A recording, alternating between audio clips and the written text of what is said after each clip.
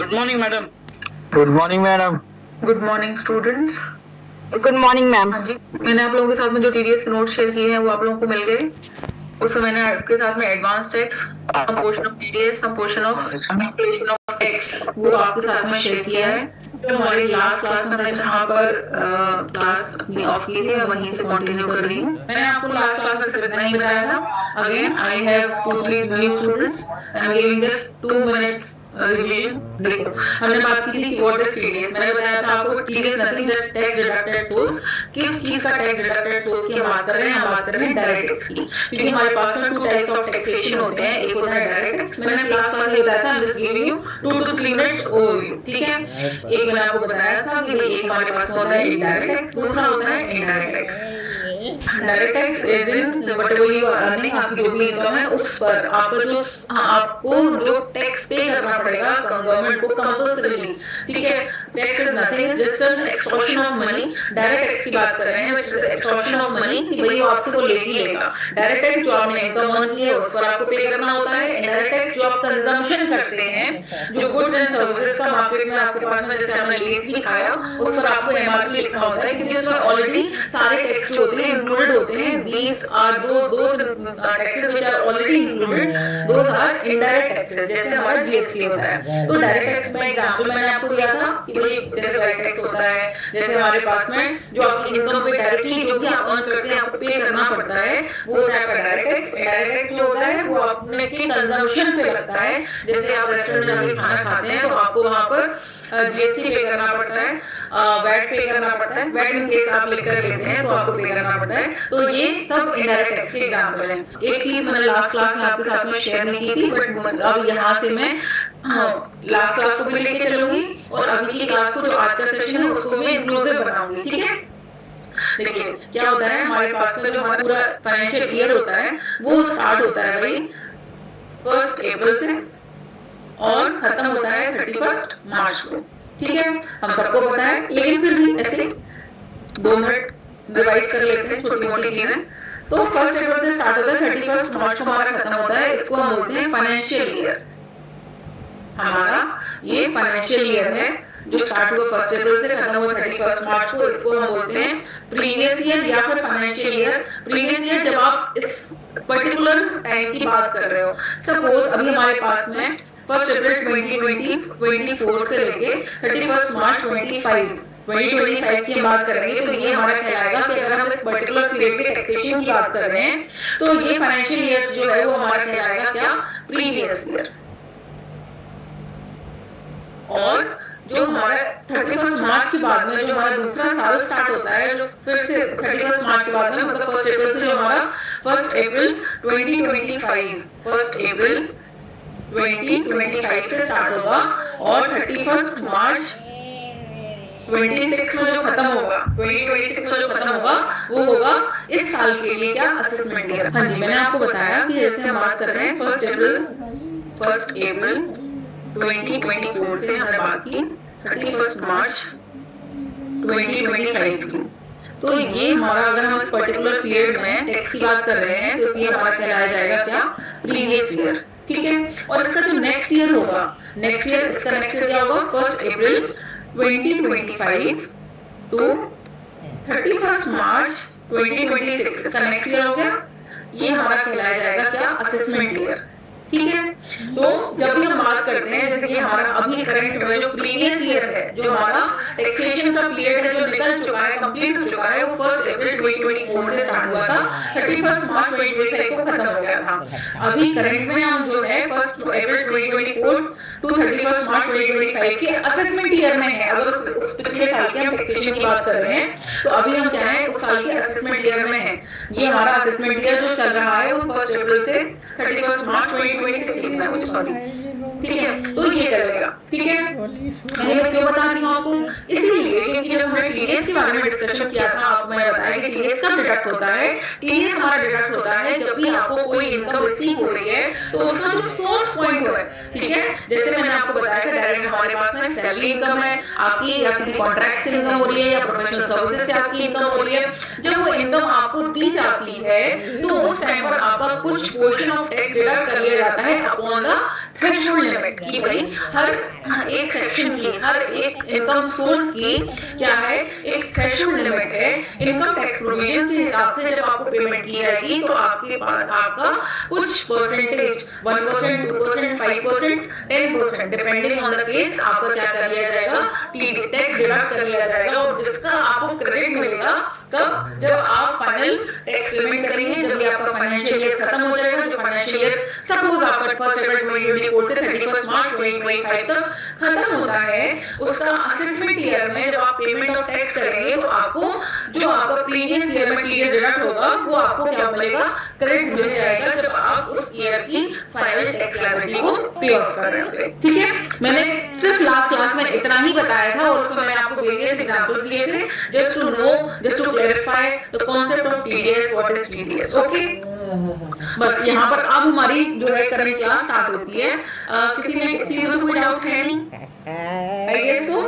फिर भी अगर कोई बात है तो पूछ सकते हैं। I am just giving you 2 minutes. हम देख रहे हैं कि भाई एक हमने आपसे बात कर ली कि ये टैक्स क्या होता है, डायरेक्ट टैक्स क्या होता है, इनडायरेक्ट टैक्स क्या होता है। आपको टैक्स जब आपको पेमेंट मिलती है उस टाइम पर आपका टीडीएस डिडक्ट कर लिया जाता है, मतलब आपके सोर्स के टाइम पर आपको पेमेंट मिलने के टाइम पर आपकी इनकम के ही टाइम पर आपका टैक्स डिडक्ट कर लिया जाना किसी और से, और आपका ही वो आपके ही पेन नंबर पर उसको गवर्नमेंट को डिपॉजिट कर दिया जाना, ये होता है भाई टीडीएस। ठीक है, यहाँ पर मैं आपको बताऊंगी। अब मैं आज क्लास का सेशन स्टार्ट कर रही हूँ। देखो भाई फर्क होता है टीडीएस में और एडवांस टैक्स में। आपको मैंने आज नोट्स भी शेयर करेंगे, लेकिन अभी हम सिर्फ कॉन्सेप्ट पर फोकस करेंगे। यहाँ पर बच्चे क्या होते हैं, कंफ्यूज हो जाते हैं, what is TDS and what is advance tax. देखो क्या होता है, देखो भाई मैंने आपको बताया टीडीएस क्या होता है, आप सब लोगों को क्लियर है। यहाँ पर मैं एडवांस टैक्स को उससे डिफरेंशिएट कर रही हूँ। क्या होता है कि आपका साल स्टार्ट हुआ 1 अप्रैल 2024 से, ठीक है, ये चला 12 मंथ्स का साल था, 12 महीने का साल होता है हमारा, और 31 मार्च 2025 को ये खत्म हो गया। ओके मैम, फिर क्या हुआ, देखो फिर हमारे पास इस पूरे साल में हमारे पास में 4 क्वार्टर होते हैं। 4 क्वार्टर कैसे, मतलब कि साल में होते हैं हमारे पास में 12 मंथ्स और 4 क्वार्टर। 4 क्वार्टर मतलब पूरे साल को हमने 3-3 महीनों के 4 पार्ट्स में डिवाइड कर दिया है। तो अप्रैल, मई, जून, जुलाई, अगस्त, सितंबर, अक्टूबर, नवंबर, दिसंबर, and last one is January, February, March. ठीक है, तो ये हमारा हो गया फर्स्ट क्वार्टर, ये हो गया सेकंड क्वार्टर, ये हो गया थर्ड क्वार्टर, और लास्ट हो गया हमारा फोर्थ क्वार्टर। ठीक है, मैंने आपको बोला कि जब हमारा टीडीएस का डिडक्ट होता है, जब हमको कोई पेमेंट रिसीव होती है, जैसे मैं आपको एग्जांपल दिया था, जैसे ये मैं हूँ, सपोज कीजिए ये मैं हूँ, मुझे इनकम मिली भाई, मुझे इनकम मिली कहाँ से, मुझे सैलरी की इनकम आई, मुझे प्रोफेशनल सर्विसेज की इनकम आई, और मुझे कमीशन की इनकम आई।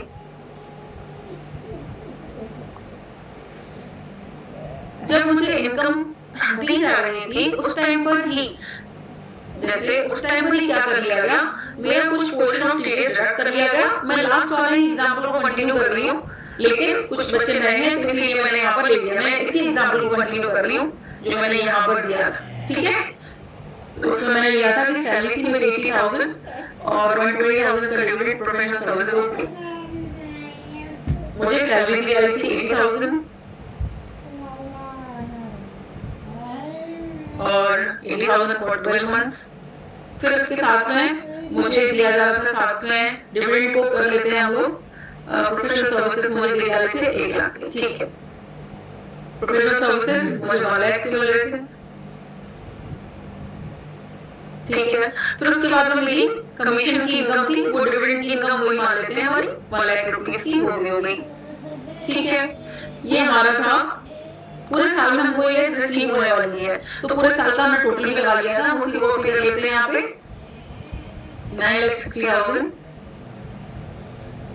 9,60,000 हमारा जो है ये हमारा सैलरी मिला मुझे, प्रोफेशनल सर्विसेज 1 लाख मिला मुझे, और 1 लाख जो है वो मुझे कमीशन की इनकम या फिर यहाँ पर लिख देती हूँ डिविडेंड इनकम मिली मुझे, ठीक है।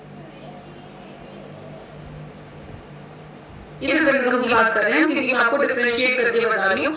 जब मुझे ये इनकम मिली उस टाइम पर क्या किया उन्होंने, मेरा टीडीएस डिडक्ट कर लिया। टीडीएस क्या था हमारा 1,04,500 और हमारी जो प्रोफेशनल सर्विसेज थी उस पर टीडीएस था हमारा 10% निकाला होगा मैंने 1 लाख यहाँ पर 10,000 और ये मेरा डिविडेंड इनकम 1,20,000 कर दी मैंने तो 12,000, ठीक है। ये मेरा कटा क्या भाई टीडीएस। लास्ट क्लास में हमने इस बारे में बात की थी, बहुत अच्छे से हम सबको बहुत अच्छे से समझ में आ गया था कि हाँ भाई आप टीडीएस काटेंगे और हमारी जो रिमेनिंग बैलेंस इनकम होगी वो हमको मिल जाएगी और ये हमारा क्या बढ़ जाएगा, ये हमारा टोटल टैक्स डिडक्ट जो हुआ है वो डिडक्ट हो गया। कितना डिडक्ट हुआ टोटल तो करो 1,04,500 प्लस 12,000 प्लस 10,000 टोटल हमारा डिडक्ट हुआ 1,26,500, ठीक है। रिमेनिंग बैलेंस हमको क्या हुआ इन हैंड हमारे पास में इनकम आ गई इन हैंड। ये हमारे बैंक अकाउंट में जो है क्रेडिट क्या हुआ वो हुआ 9,60,000 में से 1,04,500 हमारा टीडीएस डिडक्ट हो गया, हमारे पास में आया 8,55,500, ठीक। फिर हमारे पास में यहाँ पर आया 90,000, फिर लास्ट में हमारे पास में आया 1,20,000 माइनस 12,000 टोटल हमारे पास में आया 10,53,500। मैम कितना टीडीएस काटे हैं कृष्ण कुमार 10%, अच्छा ओके। मैंने ये जो सैलरी पे काटा हुआ है ये बेस्ड ऑन इनकम काटा हुआ है, जो उनकी ईयरली इनकम है 9,60,000 का उनका ये काटा हुआ है स्लैब रेट के बेसिस पर। ये सैलरी का जो काटा हुआ है वो काटा हुआ है स्लैब रेट के बेस पे। प्रोफेशनल सर्विसेज 10% और ये जो कमीशन डिविडेंड ये भी 10%, ठीक है जी। ये हमारा 1,08,000 ठीक है। अब हमारे पास में हमारे इन हैंड जो पैसा आया वो आया 10,53,500। अब हमको देखना है कि क्या हमको यहाँ पर जो ये हमारी हमको पहले से पता होता है कि हाँ इतनी इनकम तो हमको मिलने वाली पूरे साल में। जब हम फाइनेंशियल ईयर के बीच में होंगे ना, जब हमारा ये फाइनेंशियल ईयर चल रहा था ना, तब हमको ये पता होता है कि हमको लगभग कितनी इनकम होगी। कैसे पता होता है हम, ये ऐसे पता होता है कि लास्ट ईयर भी तो आपने इनकम कमाई थी ना, तो इस बार आप कितनी कमाएंगे लगभग हमको पता होता है। तो जो हमको पता होता है estimated income, I am not saying 100%, estimated income, जो आपको इनकम पता है कि हाँ एस्टिमेट हम इतना तो कमाएंगे, उस पर आपको निकालना होता है टोटल क्या टैक्स। और जो आपकी टोटल टैक्स लायबिलिटी, अगर आपकी टोटल टैक्स लायबिलिटी जो है, इफ टोटल टैक्स लायबिलिटी जो भी आपकी आई है आफ्टर डिडक्टिंग टीडीएस वगैरह, जो भी आपके टीडीएस टीसीएस अदर टैक्सेस आपको डिडक्ट होने के बाद में, if it is more than 10,000, if it is more than 10,000 तो आपको यू हैव टू पे व्हाट एडवांस टैक्स।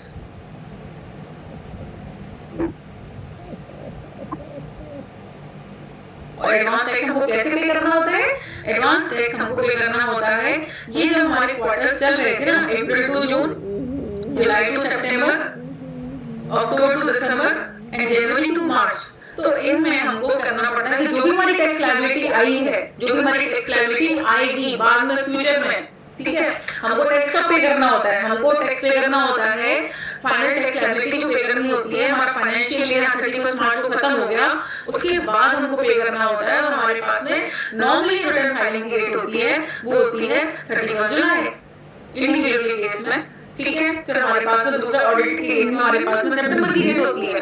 तो हमारे पास में प्रीवियस ईयर में या फाइनेंशियल ईयर में हमने इनकम कमाई और असेसमेंट ईयर में हम क्या करेंगे उस पर टैक्स पे करते हैं। लेकिन जब हमारे पास में टीडीएस हमारा कब डिडक्ट होता है, जब हमको इनकम मिल रही होती है। और एडवांस टैक्स हमको कब देना होता है, जब हमारे पास में प्रीवियस ईयर या फाइनेंशियल ईयर हमारा चल रहा है और उसमें हमने निकाल ली कि हाँ हमारी एस्टिमेटेड इनकम क्या है, जिस पर हमारी जो टैक्स लायबिलिटी निकलेगी if it is more than 10,000 तो आपको टैक्स पे करना पड़ेगा एडवांस में। कब टैक्स पे करना पड़ेगा आपको, रिस्पेक्टिव टू जो भी हमारे क्वार्टर है, ये 4 क्वार्टर, इनका जो लास्ट वाला मंथ है अप्रैल मई जून, जून का 15 जून तक, सितंबर 15 सितंबर तक, 15 दिसंबर तक, 15 मार्च तक कितना कितना पे करना होता है। इसमें हमारे पास में परसेंटेज है 15%, 45%, 75% एंड 100%। अभी कृष्ण जी आपने बोला कि मैम कितना परसेंट टीडीएस काटते हैं, 10% रिपीट लास्ट टीडीएस टीसीएस। अरे कितना परसेंट टीडीएस काटते हैं वो तो मैं आपको बाद में बताऊंगी, अभी तो मैंने आपको सिर्फ इतना बताया है कि ये कॉन्सेप्ट चल क्या रहा है, जिससे कि हमको पहले क्लैरिटी तो आ जाए कि हमको डिफरेंस समझ में आए कि एडवांस टैक्स क्या है, टीडीएस क्या है। दोनों ही टोटली डिफरेंट चीजें हैं। एडवांस टैक्स हम खुद से डिपॉजिट करते हैं गवर्नमेंट को, जो भी हमारी इनकम हमने एस्टिमेटेड बेसिस पे इनकम निकाल ली अपनी, और हमारा 10,000 से ऊपर की टैक्स लायबिलिटी आती है तो हमको क्या करना होता है कि हमको ड्यूरिंग द फाइनेंशियल ईयर, जिस साल में हम इनकम कमा रहे हैं उसी साल में हर क्वार्टर के एंड में हमारे पास 15th जो हमारे क्वार्टर का एंड टाइम होता है उसमें लगभग जो टैक्स लायबिलिटी है उसमें 15%, 45%, 75% और 100% हमको डिपॉजिट करना होता है। ये हम खुद से डिपॉजिट करते हैं, वो होता है एडवांस टैक्स, ठीक है।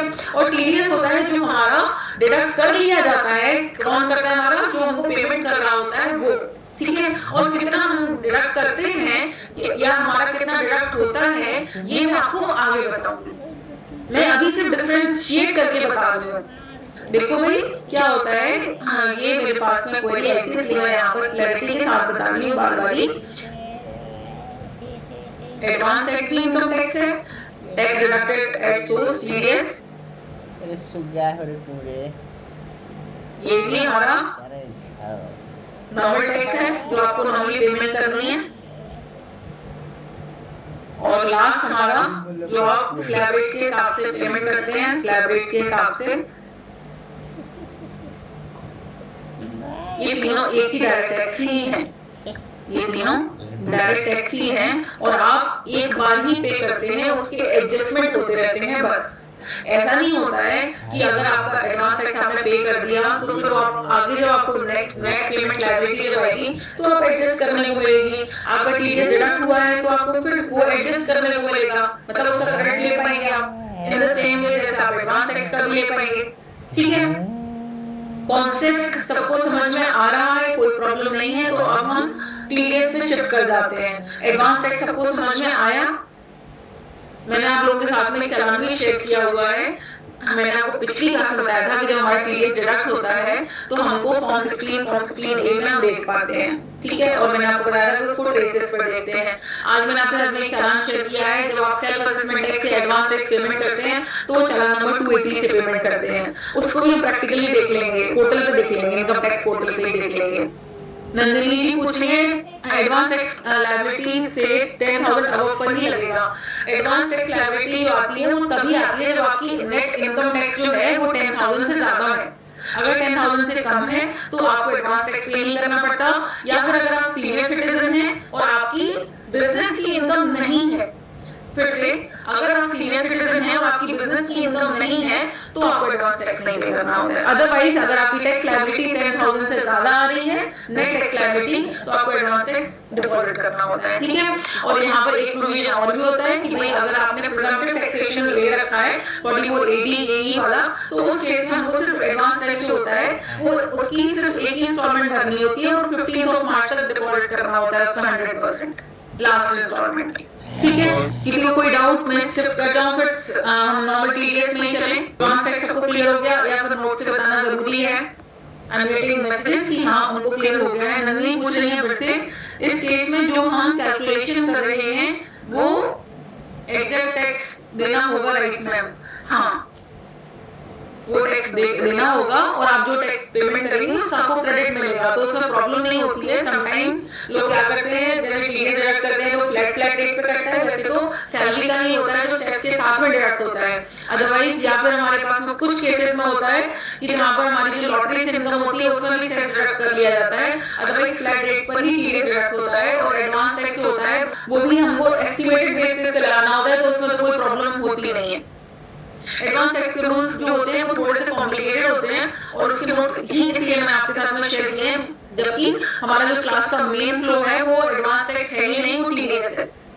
जस्ट फॉर क्लैरिफिकेशन मैंने शेयर कर दिया है। एडवांस टैक्स इज मैंडेटरी और हाई पेइंग सैलरी वालों को लगता है। मैंने अभी अभी बताया प्रशंसा की, जो एडवांस टैक्स है वो आपको तभी देना होता है जब आपकी नेट टैक्स लायबिलिटी जो है वो 10,000 से ज्यादा है। अगर आप सैलरी में हैं, आप बिजनेस में हैं, आपकी कोई भी इनकम है लेकिन उसकी जो बाद में टैक्स लायबिलिटी निकलेगी वो आपकी 10,000 से ज्यादा निकलती है, तो आपको एडवांस टैक्स पे करना जरूरी था और आपने नहीं पे किया है तो उसके आपको कॉन्सिक्वेंसेस बेयर करने होते हैं, उसमें आपको इंटरेस्ट पे करना होता है। चलिए एक बार हम क्या करते हैं, हम लोग टैक्स स्लैब पे चलते हैं जिससे हमको ये पता चले कि हमको हमारी सैलरी के हिसाब से जो हमारी इनकम आएगी उस पर कितना टैक्स हमको भरना पड़ेगा। वो टैक्स जब आप एक बार कैलकुलेट करना सीख जाएंगे नॉर्मली कि हमारा टैक्स कैलकुलेशन कैसे होता है, फिर हम बात करेंगे आगे कि हमारा टीडीएस सैलरी पे कैसे डिडक्ट होता है और आप उसको फॉर्म 16 को कैसे चेक कर सकते हैं कि कितना कितना आपका टीडीएस जो है वो डिडक्ट हो रहा है। ठीक है, 10,000 विद इन 1 ईयर, एक साल की बात हो रही है। अगर एक साल में आपकी नेट टैक्स लायबिलिटी जो है वो 10,000 से ज्यादा है तो आपको एडवांस टैक्स पे करना पड़ेगा मनोरंजन जी। मैंने एक बार मैं आप लोगों के साथ में ना आपको रिटर्न बता देती हूँ जिससे कि आपको ये वाले डाउट्स नहीं आएंगे। देखिए मैंने आपको बताया कि एडवांस टैक्स आपको कब पे करना होता है। Advance tax means tax paid in financial year immediately preceding the assessment year, मतलब इस साल में आप इनकम कमा रहे हैं उसी साल में आपको पेमेंट करनी होती है, लेकिन आज फर्क इतना है कि आप खुद से पेमेंट करते हैं और टीडीएस आपका डिडक्ट कर लिया जाता है। ओके, फिर आपको कब पे करना होता है एडवांस टैक्स? वो आपको पे करना होता है वही जब आपकी लायबिलिटी होती है वो 10,000 से या 10,000 से ज्यादा होती है। SSC is required to pay advance tax if this liability for advance tax is 10,000 or more। ठीक है, कब पे करना होता है? उसको आपको 4 पार्ट में पे करना होता है। फर्स्ट क्वार्टर, मतलब मैंने आपको बताया कि हमारे पास में 4 क्वार्टर है, तो फर्स्ट इंस्टॉलमेंट जो होगी अप टू 15% की 15% जो कि आपके पास, मान लीजिए आपके पास आपकी टैक्स लायबिलिटी जो निकल के आती है वो 1 लाख रुपीस निकल के आती है, तो 1 लाख का 15% इज 15,000 आपको जो है वो फर्स्ट क्वार्टर में पेमेंट करनी है। सेकंड क्वार्टर आपको खत्म होता है सितंबर में, तो 15 सितंबर तक आपको पेमेंट करनी है 45% की। 45% अप टू 45% ध्यान दीजिएगा, मतलब टोटल आपका 45,000 जो है वो पेमेंट हो जानी चाहिए। 15,000 अगर आप पहले ऑलरेडी डिपॉजिट कर चुके हैं तो यहाँ पर हम 15,000 माइनस कर देंगे, तो नेट आपको करना पड़ेगा यहाँ पे 30,000। ठीक है, फिर उसके बाद में आगे चलते हैं। हमारा थर्ड क्वार्टर एंड होता है 15 दिसंबर तक। अप टू 75% आपको यहाँ पर पेमेंट करना है, मतलब 75,000 आपका टोटल यहाँ तक पेमेंट हो जाना चाहिए, जो कि हमारा हुआ ऑलरेडी। हमने 2 इंस्टॉलमेंट अगर हमने पे कर दिए हैं तो हमारी हो जाती है 45,000 यहाँ माइनस कर लीजिए, हमारा नेट टैक्स लायबिलिटी कितनी निकल के आती है 30,000। ठीक है, यहाँ पर फिर से हमको 30,000 की फिर से पेमेंट कर देनी है, इंस्टॉलमेंट पे कर देनी है। तो हमारी फर्स्ट इंस्टॉलमेंट 15,000 की पेमेंट होगी, दूसरी वाली होगी वो 30,000 की होगी, तीसरी वाली होगी फिर 30,000 की होगी, और लास्ट हमारा जितना बैलेंस बचता है वो 100% आपको अप टू 100%, मतलब टोटल पेमेंट हो जाना चाहिए 15 मार्च तक। ठीक है, तो ये हमारी यहाँ पर पेमेंट हो जाती है एडवांस टैक्स की। मैं हमारा यहाँ पर आपके लिए फिर से कैलकुलेट करूँ क्या? चलो वाले माइनस 75,000 up to 25,000। हमारी फोर्थ इंस्टॉलमेंट हमने पे करी, वो पेमेंट करी है 25,000 की। और अगर आप एडवांस टैक्स पेमेंट नहीं करेंगे टाइम पर जो आपके डेट्स दिए हुए हैं तो आपको क्या करना पड़ेगा? आपको इंटरेस्ट पे करना पड़ेगा। ये जो इंटरेस्ट वो है वो मैंने आपको यहाँ पर दे रखा है 234ABC। अगर आपने टाइम पर रिटर्न फाइल नहीं किया या टाइम पर आपने एडवांस टैक्स की इंस्टॉलमेंट नहीं भरी, जो कि इंस्टॉलमेंट के लिए आपको दिया है इंटरेस्ट ऑन नॉन और short payment of advance tax 234B का आपको इंटरेस्ट पे करना होता है। ठीक है, तो 1% पर मंथ और पार्ट ऑफ द मंथ के हिसाब से हम एडवांस टैक्स की तरफ जाएंगे, हम जाएंगे टीडीएस की तरफ। बस हमने डिफरेंशिएट कर लिया कि TDS is different, advance tax is different, how it is paid हमने बता दिया। ठीक है, अब हम इसको यहाँ पर स्टॉप करते हैं और हम वापस चलते हैं अपने पास में अपनी जो अपने मेन टॉपिक पर। चलिए हम चलते हैं कैलकुलेशन ऑफ टैक्स लायबिलिटी पर। ये सारे नोट्स मैंने आपको ऑलरेडी दे रखे हैं। ओके, क्या होता है कि जो हमारा टीडीएस है, हमने बात की स्टार्ट होता है वो सेक्शन 192 से, जो है टीडीएस ऑन सैलरी से। सैलरी पर टीडीएस कैसे डिडक्ट किया जाता है? वो किया जाता है स्लैब रेट बेसिस पे। स्लैब रेट बेसिस क्या होते हैं? स्लैब रेट बेसिस ये होते हैं, ये हमारे पास है 2 टाइप्स ऑफ रिजीम है हमारे पास में। 2 तरीके से आप अपना पेमेंट ऑफ टैक्स कर सकते हैं। एक होता है ओल्ड रिजीम, एक है न्यू रिजीम। ओल्ड रिजीम में क्या है कि आपके पास 2,50,000 तक की बेसिक एग्जम्पशन लिमिट है, तो यहाँ तक आपको कोई टैक्स नहीं भरना पड़ेगा। आपकी जो इनकम है पूरे साल की, वो नेट टोटल इनकम जो है वो आपकी अगर 2,50,000 तक है तो आपको कोई टैक्स नहीं भरना पड़ेगा। न्यू रिजीम में जो ये लिमिट है वो 3 लाख है, ओल्ड में 2.5। ठीक है, अभी मैंने आपको बताया कि हमारा जो टीडीएस स्टार्ट होता है वो टीडीएस ऑन सैलरी से स्टार्ट होता है। सैलरी हमारी स्लैब रेट के बेसिस पर ही जो होता है उस पर टीडीएस लगाया जाता है। स्लैब रेट क्या होते हैं? इंडिविजुअल स्लैब रेट है। ये हमारे हर साल फाइनेंस एक्ट जो आता है हमारे पास में, जो हमारे पास में पूरे साल का फाइनेंस एक्ट हर साल आता है, हमारा जो बजट होता है उसमें इंट्रोड्यूस किया जाता है, उसके हिसाब से लगाया जाता है। ठीक है, हर साल हमारे पास में नया फाइनेंस एक्ट आता है, उसमें हमारे पास में रेट जो है वो स्लैब रेट के इंट्रोड्यूस किए जाते हैं। दूसरी चीजों को भी बताए जाते हैं। हमारे पास में 2 रेट ऑफ टैक्सेस इंट्रोड्यूस किए जाते हैं। एक होता है जनरल रेट्स ऑफ टैक्सेस, ये है हमारे स्लैब रेट वाले, ये सारे इंडिविजुअल्स पे लगेंगे। एक होता है स्पेशल रेट्स ऑफ टैक्सेस। ठीक है, स्पेशल रेट्स ऑफ टैक्सेस जो है वो हमारे इनकम टैक्स एक्ट में लिखे हुए हैं, जो हमारे जैसे long term capital, short term capital पे जो हमारे टैक्स रेट एप्लीकेबल है। हमारे पास में जो स्लैब रेट वाले हैं, जो आप अपने सामने देख रहे हो कि भाई अगर कोई इंडिविजुअल है उसमें बेसिक एग्जम्पशन है, उसको 2,50,000 की है, फिर अगर आपकी एज जो है वो 60 इयर्स है उससे ज्यादा है तो आपके पास बेसिक एग्जम्पशन लिमिट जो है up to net taxable income up to 3 lakh तक आपको कोई टैक्स नहीं पे करना है। और अगर आप 80 इयर्स या उससे ज्यादा हैं तो आपको 5 लाख तक कोई टैक्स नहीं पे करना है। ठीक है, हाँ, तो हम बात कर रहे थे कि देखो हमारे पास में स्लैब रेट जो होता है वो उसके हिसाब से हमारी सैलरी पे टीडीएस डिडक्ट कर लिया जाता है। हमारे पास में जैसे हमने यहाँ पर आपको एग्जांपल दिया कि हमारा जो स्लैब रेट है वो हमारा ओल्ड रिजीम वाला जो है, अगर आप ओल्ड रिजीम के हिसाब से टैक्स पेमेंट करना चाहते हैं तो वो ये लिख दिया हुआ है कि आपकी जो एज है वो बिलो 60 है तो आप फर्स्ट स्लैब रेट में फॉलो करेंगे। तो आप कैसे कैलकुलेट कर पाएंगे? हम इजी तरीके से बता देते हैं आपको, बहुत इजी, बहुत सिंपल, बहुत ही येट बेसिक। कि ऐसे आपकी जो इनकम है, सपोज आपकी इनकम है वो 12 लाख है साल की।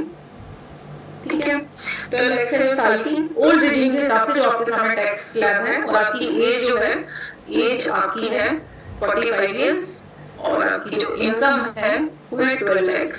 इसमें मैंने आपकी कोई भी एग्जम्पशन नहीं दी है, आपको कोई भी डिडक्शन नहीं दी है आपकी। ठीक है, नॉर्मल आपकी 12 लाख की इनकम है। आपकी 12 लाख की इनकम है तो उस पर आप ओल्ड रिजीम के हिसाब से ये स्लैब रेट जो है वो कैसे अप्लाई करेंगे, कैसे आपको पता चलेगा?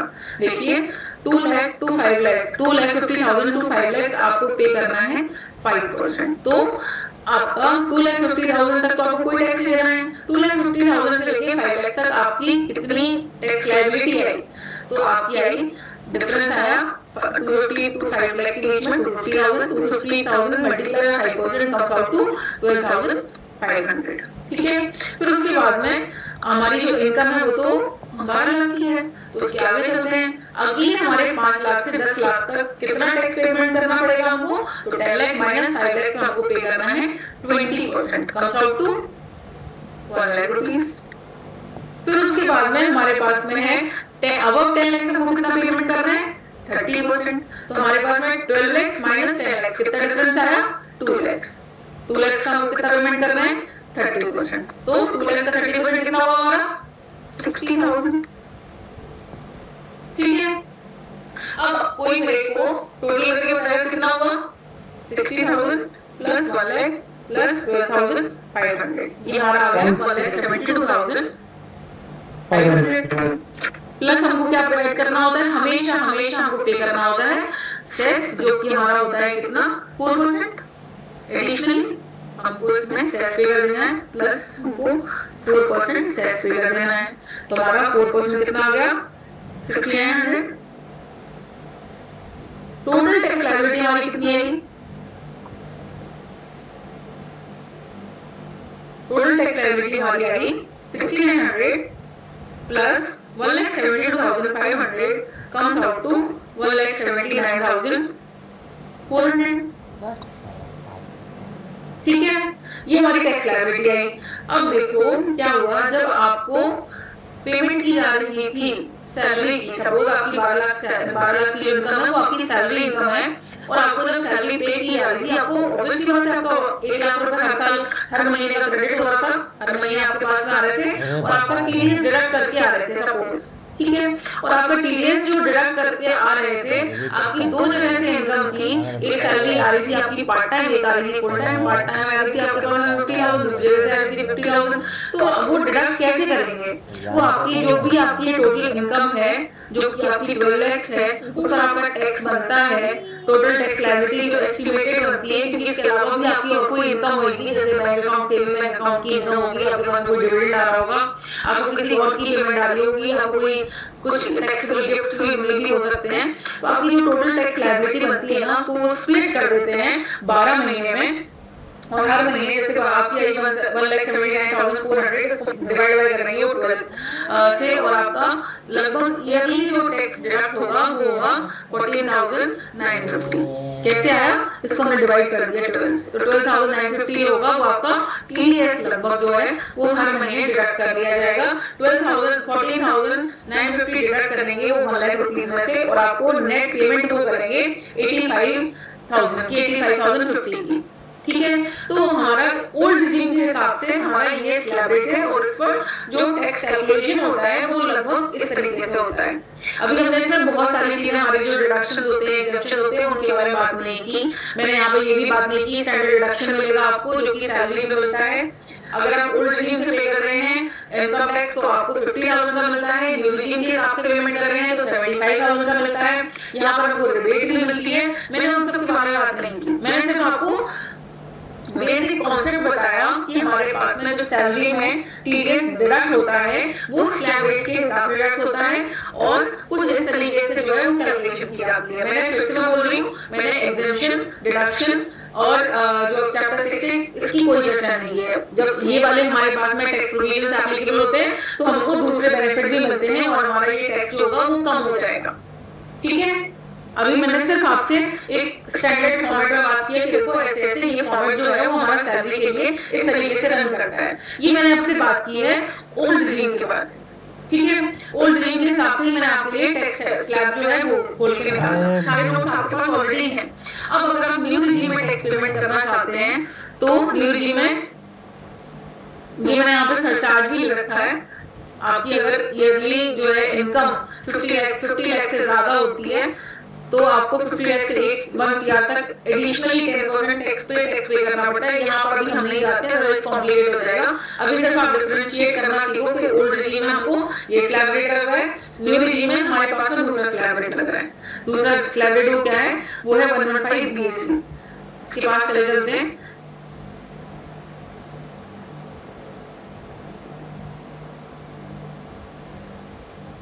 ये सब जो मैंने ऑलरेडी दे रखा है आपको, ये इसलिए रखा है जैसे कि आपकी क्लैरिटी बढ़े। यहाँ पर मैंने short term, long term capital gain, इस पर क्या टैक्स लगता है और उसको कैसे कैलकुलेट करते हैं, ये सारी कैलकुलेशन दे रखी है।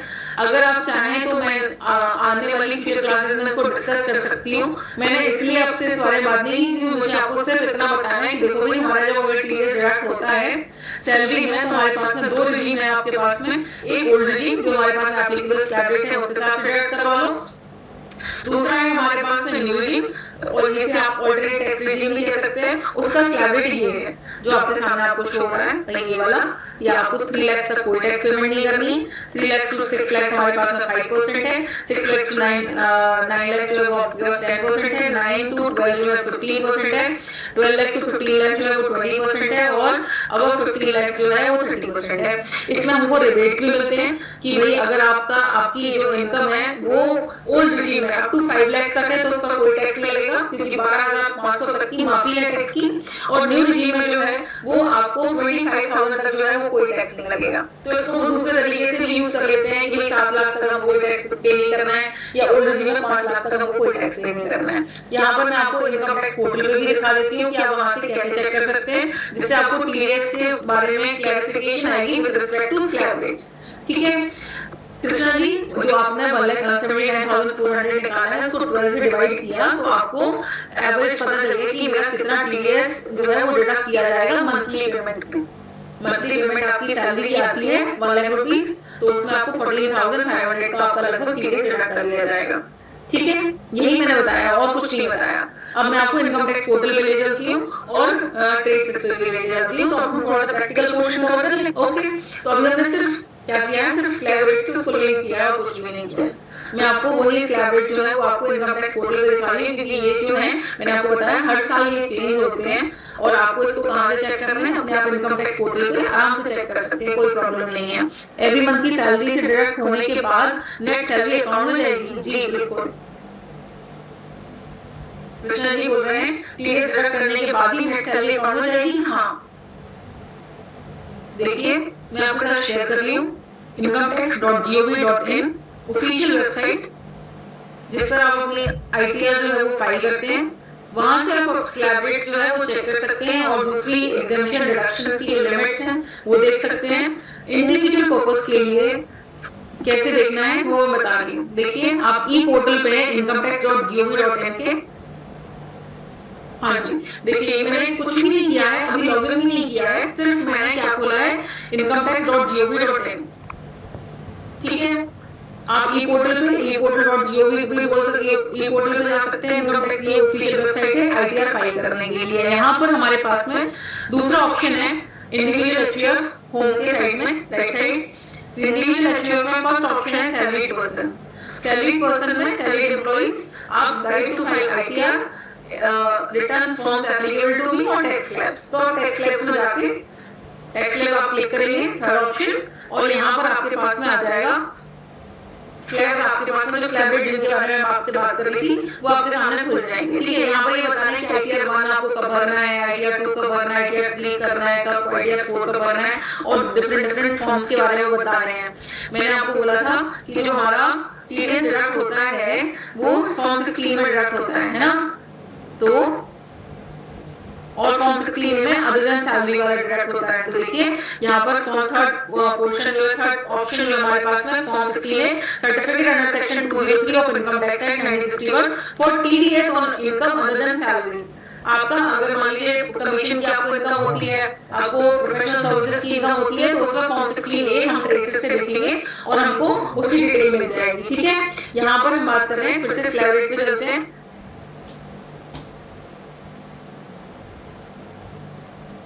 ये देखिए आ जाते हैं आपके पास में tax slab for assessment year 25-26।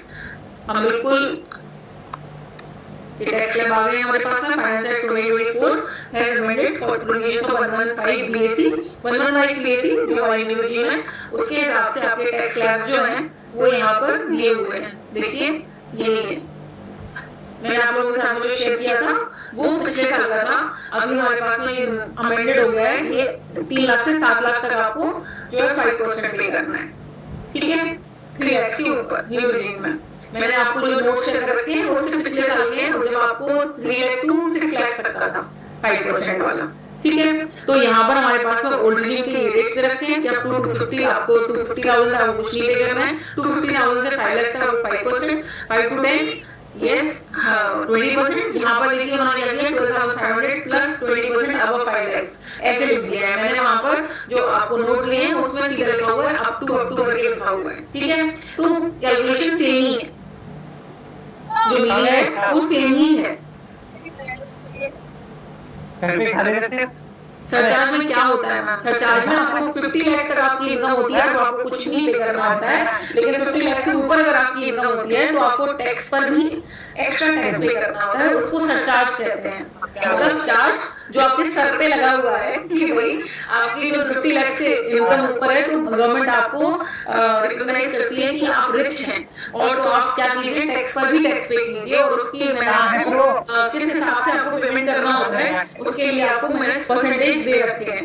आपके नोट्स में आपको मिल जाएंगे कि आपको 50 लाख से अगर आप 1 CR तक हैं तो आपको कितना पे करना है, 1 CR से 2 CR, 2 CR से 5 CR, और 5 CR से ऊपर अगर आपकी इनकम ईयरली है तो आपको कितना चार्ज पे करना है। उसमें भी ऐसा होता है कि जो डिविडेंड वगैरह से या कैपिटल गेन से आपकी इनकम होती है, मतलब स्पेशल टाइप ऑफ इनकम होती है, तो वहां पर आपको मैक्सिमम सरचार्ज होता है वो 15% ही पे करना है। ठीक है, मतलब आपको सरचार्ज लगेगा 10%, और 1 लाख से 2 CR तक है तो 15%, 2 CR से 5 CR है तो लेकिन अगर आपकी कैपिटल गेन की वजह से इनकम हो रही है और आपने कोई घर वगैरह बेचा और आपको फिर तो मैक्सिमम सरचार्ज जो लगता है वो आपका 15% ही लगता है।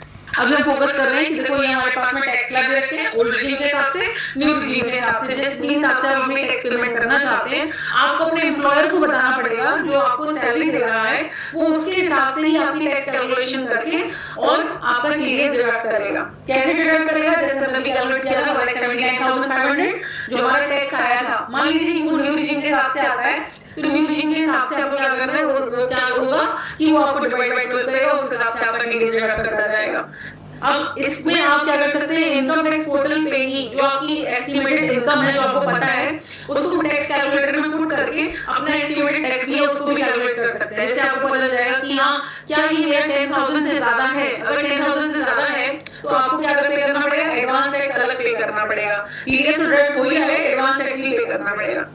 अच्छा, यहाँ पर क्या होता है कि जैसे टीडीएस डिडक्ट जो करता है, जैसे आपका एम्प्लॉयर आपका टीडीएस डिडक्ट कर रहा है तो वो मैंने पिछली क्लास में बताया था, यहाँ पर मैं उसको दोहरा रही हूँ कि वो आपका टीडीएस जो डिडक्ट किया है उसने वो अगले महीने की 7 तारीख तक 7th ऑफ नेक्स्ट मंथ वो डिपॉजिट कर देंगे आपका टीडीएस। यहाँ पर आपके पास और दूसरे रूल्स भी रखे हैं, देखिए ये आपके पास स्लैब दे रखे हैं, उसके बाद में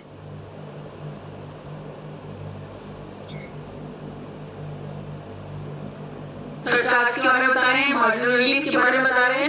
नेक्स्ट क्लास में आपको ये सब कुछ बताऊंगी, कैलकुलेट करके बताऊंगी, साथ में आपके साथ मैं शेयर करूंगी फॉर्म 16A, फॉर्म 16 शेयर करूंगी, पहले सैलरी वाला करेंगे, फॉर्म 16 शेयर करूंगी और फिर हम उसके साथ में ये देखिए ये जो आपके पास में ये CCD2 CCDA 80 जो सेक्शन 80 वाले दे रखे हैं, आपको वेरियस डिडक्शन दे रखी है चैप्टर 6 की आपको कहां पर टैक्स में बेनिफिट मिल सकता है अगर आप ओल्ड रिजीम लेंगे और तो आपको डिडक्शंस मिलती हैं।